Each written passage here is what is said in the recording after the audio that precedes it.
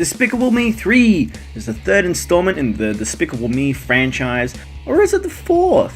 Steve Carell's Gru and the Minions are back, with a convoluted plot that I don't think anyone really intended for kids. While this film isn't as run-of-the-mill as other third entries in animated franchises, Cars 3, this film still can't help but feel like being yet another Despicable Me film. As I said, the plot of the film is kind of needlessly complicated, but I'll admit it's still enjoyable to a degree. The film involves Gru attempting to defeat Balthazar Brat, voiced here by Trey Parker of South Park fame, which is my personal draw to the film, being a big South Park fan. Balthazar Brat is sort of this one-time, one-hit wonder child star who is still obsessed with his 80s TV show that was cancelled after I think 2 seasons. But along the way, Gru discovers a long-lost twin brother, Drew, played again by Steve Carell, so you get a double dose of Steve Carell in this film. And the film is essentially these two twins bonding to stop Balthazar, mixed in with these plots involving the Minions, where there's a fallout with the Minions in Gru, and the Minions end up in jail,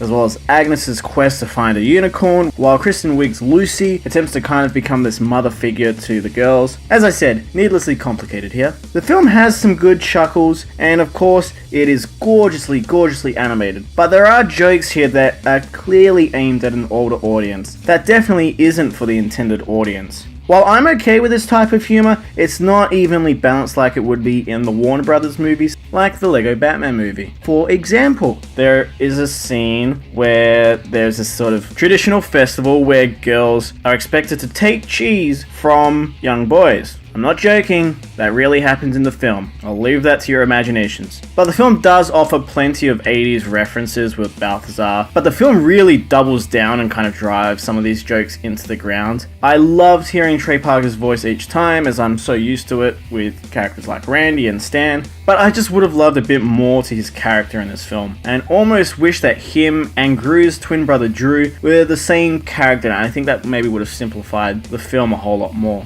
There are a lot of references as well to other films when the film takes a detour into Hollywood, and it's pretty obvious that this film was going through production in 2016, as a lot of the nods go to 2016 films such as Batman vs Superman and Captain America Civil War. So keep an eye out for them, they are in there, but they're obviously a little bit dated. But the film has a hard time balancing things and ultimately leaves a lot of plot points that you're expecting with Drew to set up a Despicable Me 4 instead, which is a bit annoying, and it definitely feels obvious that they ran out of time. The film still manages to accomplish a lot of the heart that comes from Despicable Me 1 and 2, although there are moments that could have been fleshed out a whole lot more, but instead played for laughs. For example, there is conflict between Gru and Drew, but very quickly gets resolved. It feels pointless, and in the hands of a company like Pixar, you'd usually get something a little bit more fleshed out and a bit more developed here. But guys, Despicable Me 3 is still an enjoyable